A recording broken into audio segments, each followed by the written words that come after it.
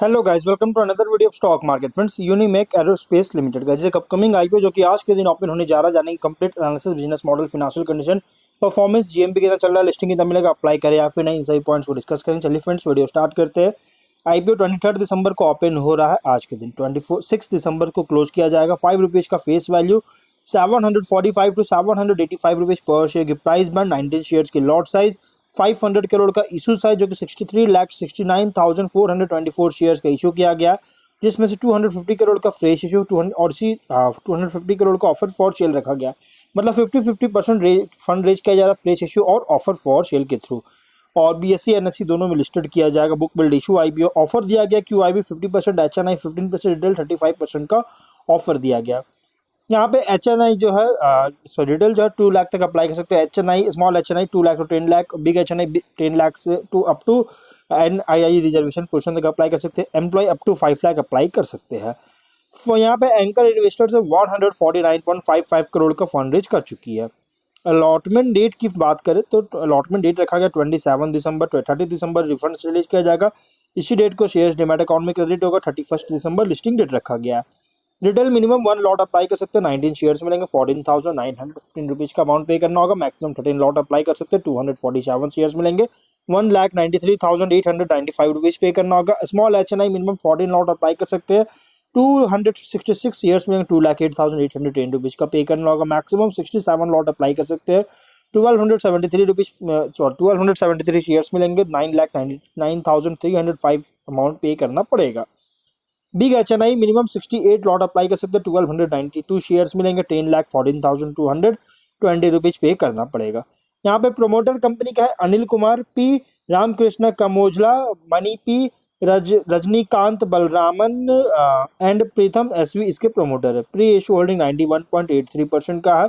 Business की बात करें तो कंपनी का जो बिजनेस है 2016 में इनकॉर्पोरेट किया गया था, जो कि कॉम्प्लेक्स टूल्स जैसे mechanical assemblies, electromechanical systems, components जो कि एरो इंजन और एयर फ्रेम प्रोडक्शन के लिए, ये सभी तरह की कॉम्प्लेक्स टूल्स का मैन्युफैक्चरिंग में कंपनी इंगेज है, जो कि एक तरह की इंजीनियरिंग सॉल्यूशन प्रोवाइडर है ये कंपनी, जो कि ये कॉम्प्लेक्स प्रोडक्ट्स जो कि बिल्ड टू प्रिंट के साथ और बिल्ड टू स्पेसिफिकेशंस का ऑफर के साथ जो है ये कॉम्प्लेक्स प्रोडक्ट्स का मैन्युफैक्चरिंग में ये स्पेशलाइज है, और ये जैसे इंजीनियरिंग सॉल्यूशन प्रोवाइडर स्पेशलाइज बन चुका है।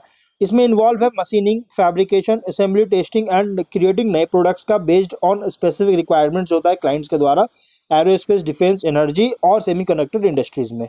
और 22 से लेकर 24 तक कंपनी जो है 2356 SKUs जो है मैन्युफैक्चर किया टूलिंग एंड प्रिसिशन कॉम्प्लेक्स सब असेंबलीज कैटेगरीज में, और 624 SKUs जो है प्रिसिशन मशीन्ड पार्ट्स कैटेगरी में जो है मैन्युफैक्चर किया था, और सप्लाई कर चुका है 26 कस्टमर्स से भी ज़्यादा, 26 से भी ज़्यादा कस्टमर्स को 7 कंट्रीज में।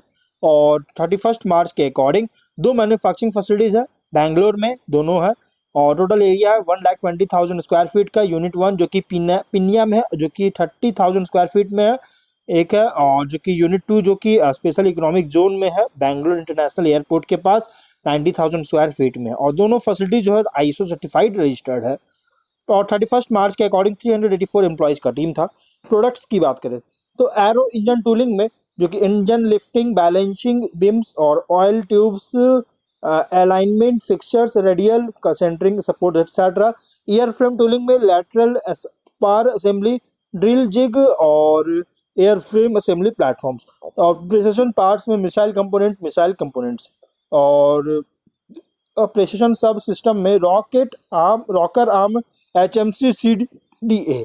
और इसके कॉम्पिटिटिव स्ट्रेंथ की बात करें तो एडवांस्ड मैन्युफैक्चरिंग कैपेबिलिटीज है, जो कि कैपेबल है हाई प्रेसिशन इंजीनियरिंग सॉल्यूशंस को डिलीवर करने का। डिजिटल फर्स्ट मैन्युफैक्चरिंग कंपनी बन चुका है रॉबस्ट इंफ्रास्ट्रक्चर के साथ, जो कि फैसिलिटेट कर रहा है सिमलेस इंटीग्रेशन ऑफ ऑपरेशंस को। एस्टैब्लिश्ड प्लेयर है यूनिक कैपेबिलिटीज के साथ इस सेक्टर में। हाई एंट्री है, मतलब हाई बैरियर्स है एंट्री के लिए, अदर कंपनीज को अगर इसमें एंट्री करना चाहता है तो उसमें हाई बैरियर्स लगाया जाता है।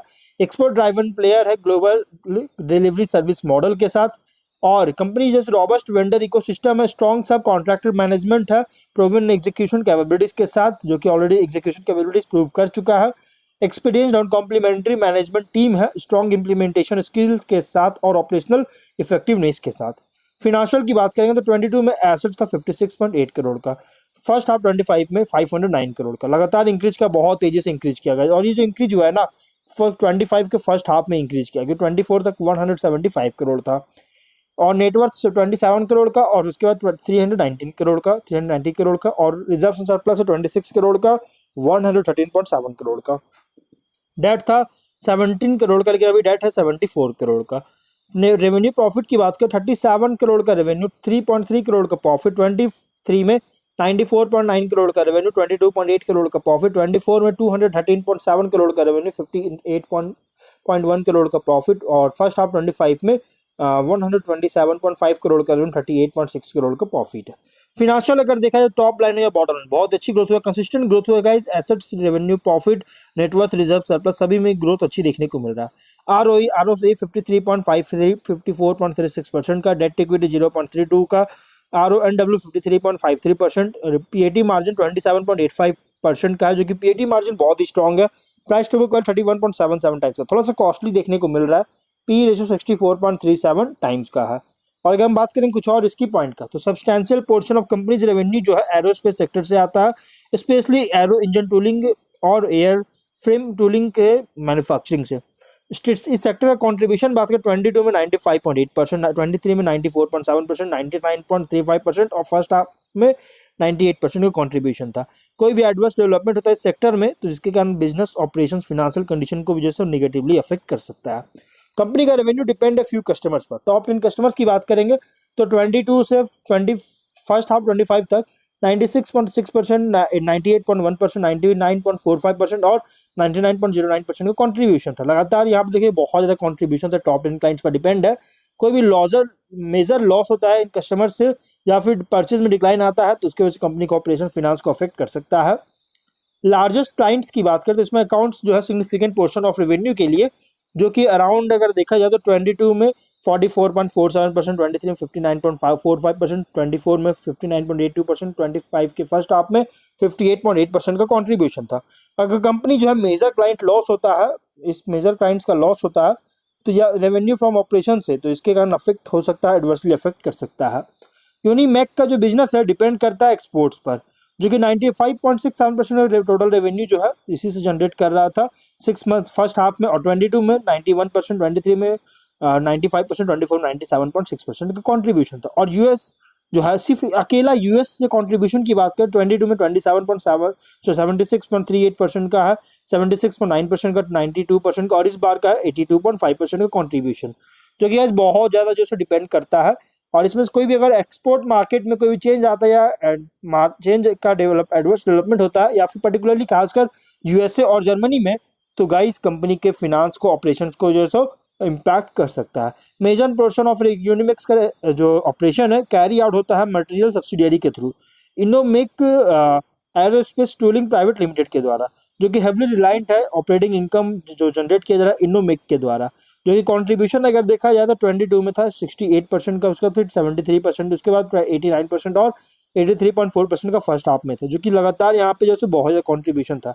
अगर इनोमेक के परफॉर्मेंस में कोई भी डिक्लाइन अगर आता है सब्सिडियरी में या फिर ओनरशिप में कोई चेंज होता है तो फिनेंशियल हेल्थ जो भी है इसको हर्ट कर सकता है। थर्ड पार्टी सप्लायर्स पर बहुत ज़्यादा रिलाई करता है रॉ मटेरियल्स के लिए बिना किसी लॉन्ग टर्म कॉन्ट्रैक्ट के साथ या फिर एक्सक्लूसिव एग्रीमेंट के साथ, ना कोई भी लॉन्ग टर्म भी कॉन्ट्रैक्ट भी नहीं है, एक्सक्लूसिव एग्रीमेंट भी साइन नहीं हुआ थर्ड पार्टीज पर, इसलिए थोड़ा सा रिलाई करता है। और ये एक्सपोज हो सकता है, सप्लाई चेन डिसरप्शन हो सकता है, जो supply chain disruption price volatility के रिस्क का एक्सपोज हो सकता है, जिससे प्रोडक्शन, ऑर्डर फुलफिलमेंट, प्रॉफिटेबिलिटी को अफेक्ट कर सकता है, जिसके कारण एडिशनली एडवांस जो पे किया गया है सप्लायर्स को वो भी ऑलवेज रिकवरेबल नहीं होता है फर्दर, जिसके कारण फिनेंशियल रिस्क इंक्रीज हो सकता है।